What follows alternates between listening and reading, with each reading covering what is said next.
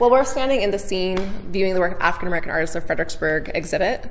This exhibit features 100 years of artists with deep ties to the region. So this is Javon Kirby. She's one of the people that was imperative in getting the free fridge established at downtown Greens.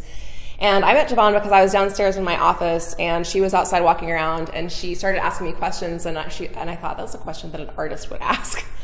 And it was about like the patina on a desk that had been used as a drafting desk and the little holes. And I thought, wow. So I started chatting with her and she said, yes, I am. And she showed me her work, and actually her piece that you see up there, that's the logo for the scene exhibit. But she showed me her work and I thought, oh my gosh, this is incredible. And so I had asked her to be included if she would be included in this exhibit, and she said she would. So her earlier work that she made before these conversations, the women are in some way being censored. She works as a peer services coordinator for RACSB, and so her job is literally getting people their resources, but the women in her paintings have the resources, but they're not aware of them. And we became friends over the course of planning this exhibit and just sharing lots of similarities. And the work, we would talk about the piece she was going to make for this exhibit because the initial piece had been destroyed. And actually, so this is the piece that came from that. And this woman is made of one entire piece of clay. Nothing has been wasted. She is whole entirely in herself. Yeah. And she also has the capacity to speak because she has the key with her.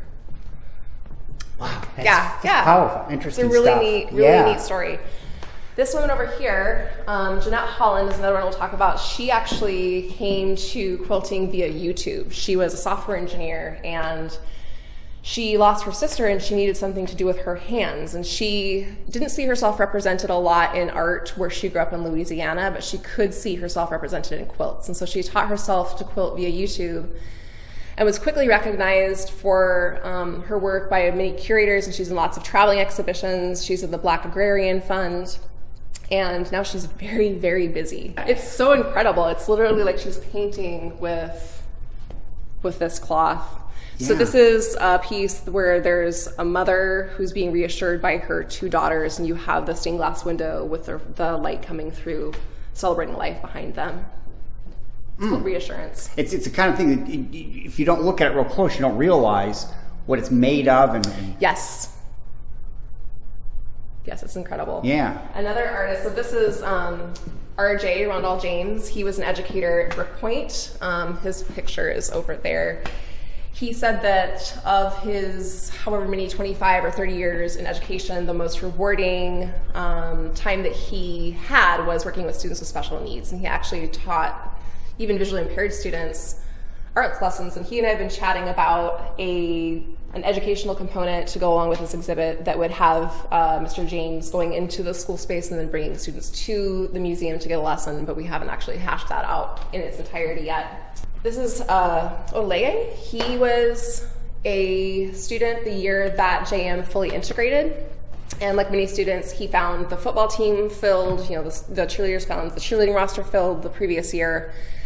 And he actually went to Mr. Johnson, Johnny Johnson, the late Johnny Johnson, who was one of the instructors, and he said, I can't play football. And Johnson said, focus on your art. And he did, and he ended up having this massively successful career, both in teaching, but also in large public scale art. So these are prototypes for a couple of his works. This one, Ascension to a Higher State of Being, is actually in Norfolk.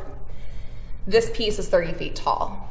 The piece, Memorial to Enslaved Persons, is in Kentucky at a burial ground for enslaved persons, and it's 20 feet tall. You can see him standing next to it in that place. There's so much talent in this region, and it's really been wonderful to be able to celebrate these artists. Speaking of celebrations, there's a festival, and you've got a number of things going on. There is. So we have a festival that's being held in conjunction with this exhibit that's Black Arts Festival Revisited. It's titled Black Arts Festival Revisited because the original Black Arts Festival in the Fredericksburg region was established by Harlem 360, and that would have been in the mid-1970s. That festival, artists would donate to that festival, and proceeds would actually fund the work that the interpretive theater group was doing. So our festival is going to be June 10th, and it's from 10 to 5. We have music from noon to 5 that day. And will that be at Market Square? It'll be at Market Square, yes, indeed. So Harambe 360 actually means, and we have them included in this exhibit over here, Harambe 360 degrees actually means a circle that's unbroken. And it was established by Clarence Todd and Gay Adegbalola so that the students that had their identities off-centered by desegregation could have a place to really express themselves and be mentored. We have 3 new exhibits that opened this year, and we have 2 new exhibits that'll open next year. So we're really staying busy here. I was going to say that means a lot of work. It does, but we all really love it. It's a very small, very dedicated team.